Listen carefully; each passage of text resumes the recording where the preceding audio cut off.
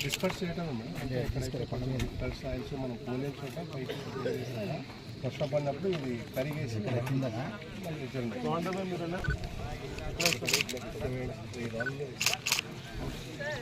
sir sir కొంచెం నా side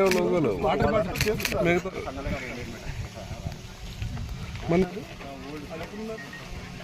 last time చేసిందమ్మా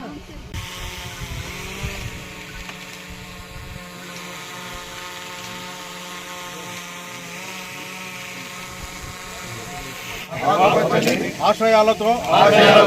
స్వచ్ఛ హరితాంధ్ర అభివృద్ధికి తోడ్పడతానని పచ్చని చెట్టే ప్రగతికి